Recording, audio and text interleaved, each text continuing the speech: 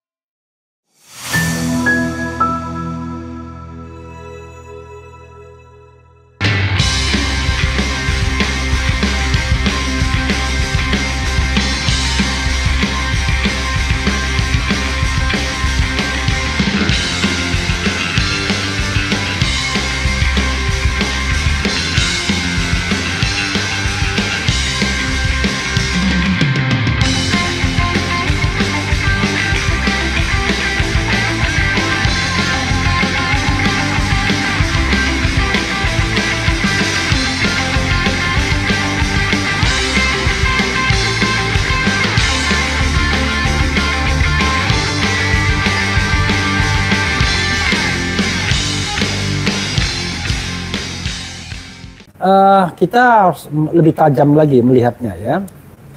Kalau kita bicara tentang teori konspirasi, kan sering sekali orang mengemukakan secara post factum. Post factum itu adalah siapa yang diuntungkan, siapa yang dirugikan. Secara post factum, Anda lihat siapa yang diuntungkan, siapa yang dirugikan. Begini ya, memang ada panggung depan, ada panggung belakang. Ya. Backstage ini memang tidak mudah ketika berurusan dengan politik, ya ini kan urusannya politik. Gitu. Ada podcast, ada kemudian media, ada medsos yang mengungkapkan berbagai persepsi. Ini kan semuanya tidak mudah untuk dibuktikan. Boleh dibilang itu semua opini, semua asumsi, meskipun sebagian memiliki argumentasi dan indikator-indikator lebih kuat. Gitu loh. Tetapi poinnya adalah bahwa itu adalah sesuatu bukan. Tetapi kita bisa berargumentasi. Sorry, poinnya sesuatu yang apa? Ya, sesuatu yang memang susah dibuktikan. Sudah jelas-jelas ya, ada pelanggaran hukum dan aktornya diketahui oleh masyarakat, kasusnya begitu transparan, itu aja susah dibuktikan hukum, apalagi kalau kasusnya politik. Gitu kan. Dalam konteks ini, argumentasi yang harus dibangun adalah betul siapa yang dirugikan, siapa yang diuntungkan. Begini pemetaannya gitu kan.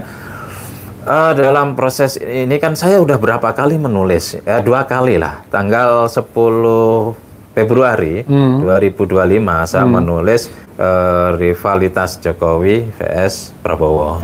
Ya, sebagaimana dulu saya pernah menulis 2017 adu kuat Megawati vs Jokowi. Orang baru sadar di tahun 2024. Kemudian ketika tanggal 10 Februari itu orang juga nggak akan menganggap. Bahkan Pak Prabowo sendiri di hari yang sama ketika mengisi acara di Muktamar Muslimat NU Surabaya, ada orang yang berusaha memisah-misahkan saya dengan Pak Jokowi, gitu kan? Ya, kemudian seolah-olah mengaminkan apa yang dikatakan oleh Pak Prabowo. Terus Pak Prabowo juga beberapa hari kemudian, saya lihat di media tanggal 15-nya itu di hari ulang tahun Gerindra, ya. Kemudian juga mempertegas hidup Jokowi, gitu kan, itu tegas gitu.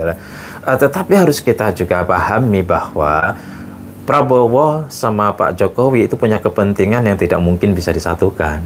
Apa kepentingan itu? Pak Prabowo ingin menjadi presiden non intervensi.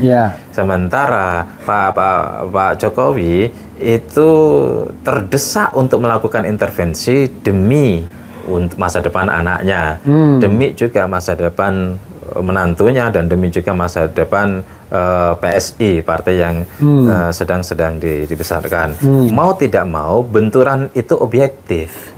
Situasi objektif terjadinya benturan ini yang tidak bisa diabaikan. Muncul sebuah pertanyaan, apakah kemudian peristiwa kemarin itu melibatkan Pak Jokowi? Itu kan juga akan menjadi sebuah pertanyaan. Minimal lah, melibatkan geng Solo gitu ya. Pertanyaannya gitu ya. Kalau usah disebut aja Pak Jokowi dengan geng Solo gitu. Kemudian yang kedua, kita tahu ya saat ini sudah 3,2 juta lahan sawit diambil. Itu punya siapa? Nggak mungkin punya rakyat kecil. Tentu itu punya pengusaha-pengusaha besar. Kemudian Riza Khalid, ya sebut saja, sudah menjadi tersangka. Sejumlah Taipan yang selama ini menikmati kekayaan melalui akses kekuasaan, ya lebih baik itu bahasa mereka istilahnya, lebih baik itu daripada pelihara babi nggak ada duitnya, mendingan pelihara babi, jelas keuntungannya. kan gitu. Nah, daripada pelihara babi lebih baik pelihara babe. Gitu. Ya. Akses kekuasaan ya itu yang kemudian menjadi pundi-pundi kekayaan mereka, dan pada saat ini itu mereka digusurin sama Prabowo. Tentu ada peran pengganti. Yang jelas peran penggantinya itu bukan Bang Rafli, bukan saya. Iya, nggak punya kemampuan gitu. Nggak punya kemampuan itu. Nah, disitulah kemudian ini uang bukan ratusan miliar tapi uang triliunan. Ya, mereka lah ada merupakan kelompok yang terpinggirkan, merupakan kelompok yang tersakiti, merupakan kelompok yang berpotensi untuk dendam, sementara ada kesempatan untuk melakukan itu melalui itu. Apakah kemudian mereka adalah orang-orang yang ikut serta? Banyak asumsi mengarah ke sana, tetapi lagi-lagi akan sulit dibuktikan, gitu ya. Akan sulit dibuktikan karena ini adalah urusannya politik. Kemudian siapa lagi, ya? Dimanapun ketika terjadi sebuah dalam tanda kutip satu gerakan yang berpotensi melakukan kudeta, dan selalu melibatkan orang dalam, ya. Tidak pernah terjadi sebuah kudeta yang tidak melibatkan orang dalam. Gitu. Kenapa? Karena aksesnya ada di situ, penggerokotnya di situ. Kita lihat jatuh bangunnya kerajaan di Indonesia seperti itu. Ya teori Ibnu Khaldun jelaslah selalu melibatkan orang dalam, gitu kan. Orang dalam ini kan cukup banyak, ya, yang mereka adalah diantaranya itu double loyalty. Ya, misalnya Bang Rafli direkomendasikan ke untuk jadi menteri, jaminannya aku loh. Ya, jadi bukan presiden yang menjamin Bang Rafli untuk masuk ke menteri itu, tapi aku lebih menghargai mana kira-kira dia. Tentu lebih menghargai orang yang menjamin. Di sana dia menerima secara terpaksa karena rekomendasi yang merekomendasikan inilah, ya. Apalagi kalau kemudian di internal ada situasi-situasi yang tidak kondusif bagi mereka yang direkomendasikan atau bagi mereka yang diberikan jaminan dari pihak eksternal. Kemudian antara pihak yang memberikan jaminan dengan pihak yang menerima jaminan itu terjadi konflik. Disinilah kemudian memungkinkan terjadinya double loyalty itu mengarah kepada pihak-pihak yang tidak berada di dalam istana.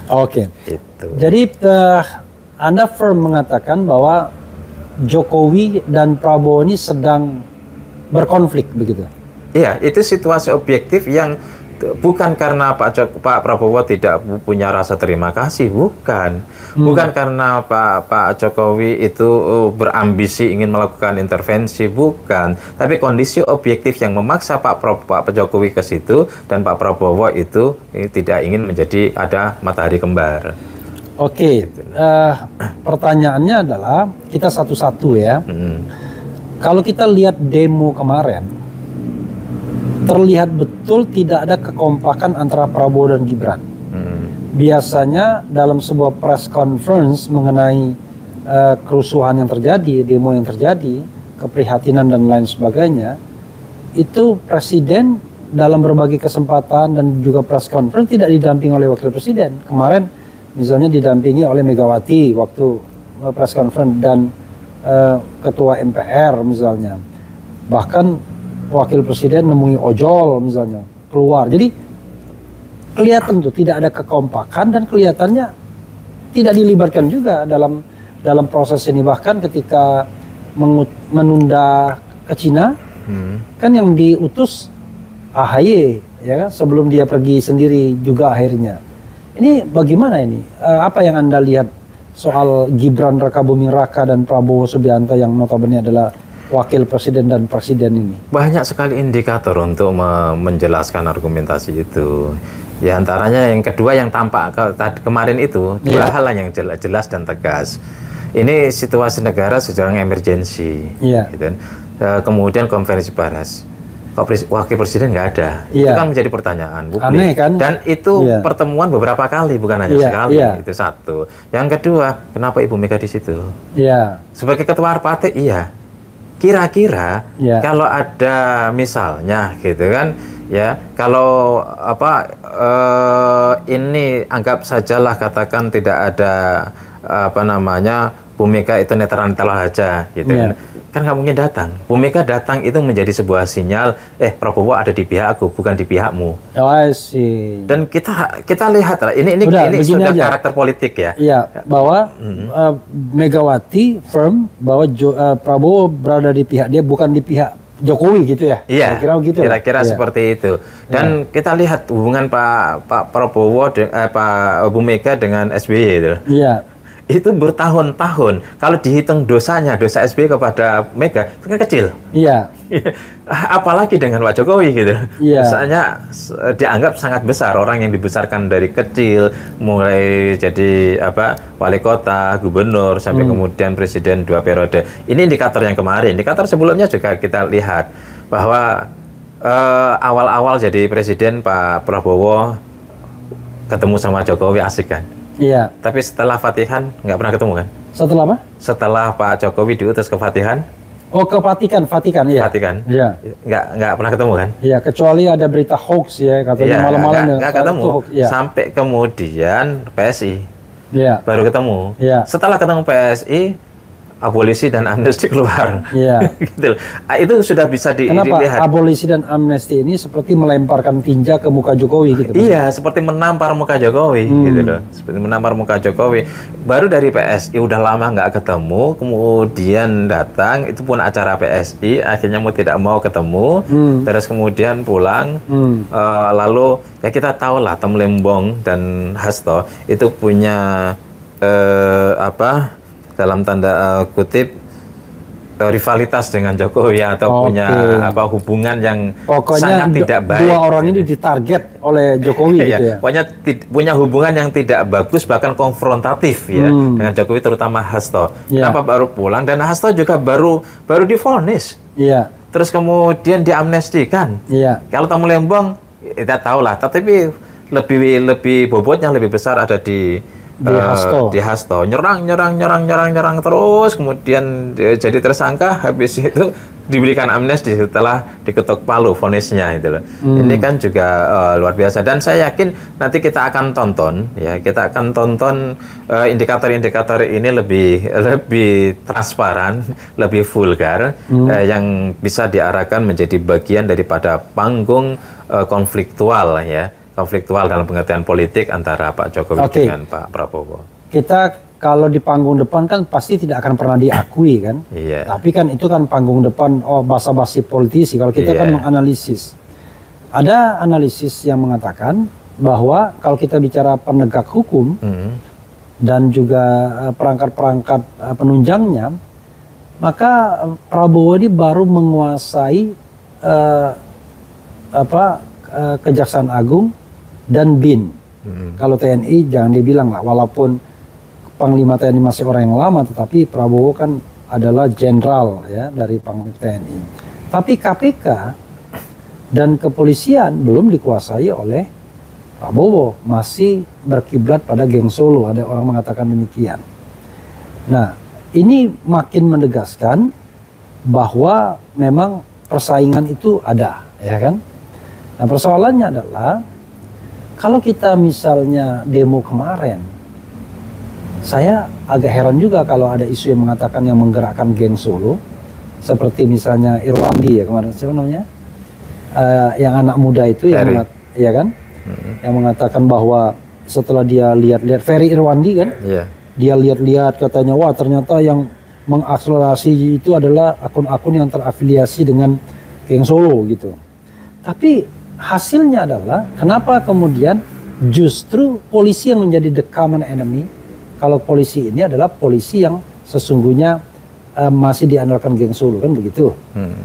Lalu kalau DPR, apa urusan pula geng Solo dengan DPR? Mungkin Anda bisa mengeksplorasinya lebih lanjut. Saya pikir DPR itu menjadi pintu masuk saja. Gitu, pintu masuk untuk men-trigger semua itu terjadi, dan itu paling empuk ya. Ya, kalau triggernya polisi itu risikonya tinggi. Tapi kalau triggernya adalah DPR itu relatif tidak ada risiko, gitu ya. Maki-maki DPR itu nggak ada risiko. Menghancurkan pintu gerbangnya DPR, coba hancurkan pintunya gerbang Mabes Polri, wah bahaya itu.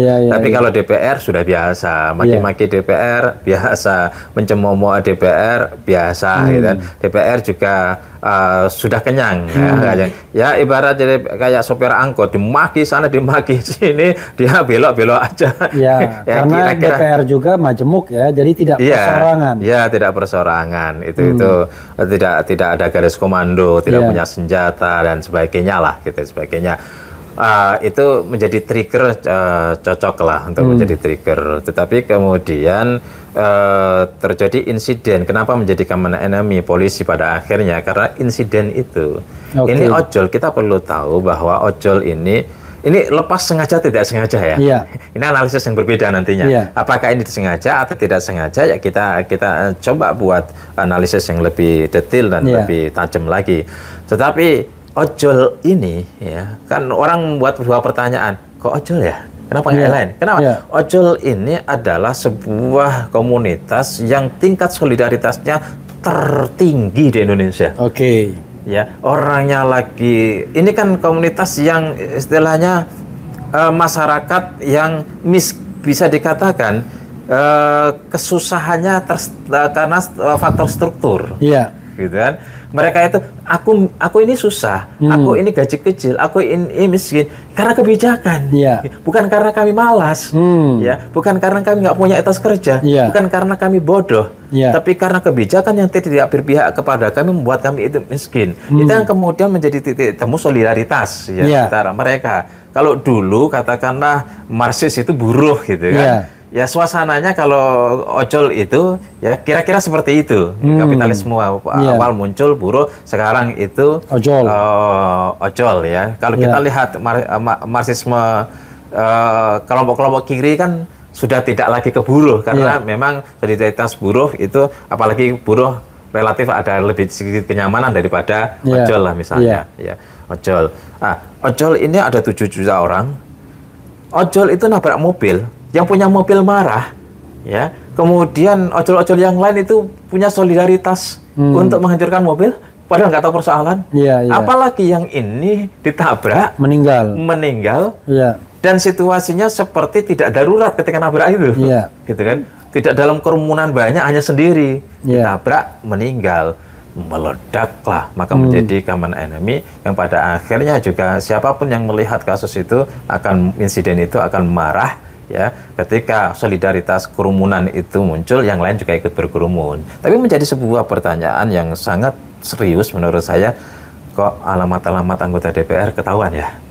Yang datang ke sana kok ada yang ke malam, cuma 20 orang, gitu kan? Dan sebagainya.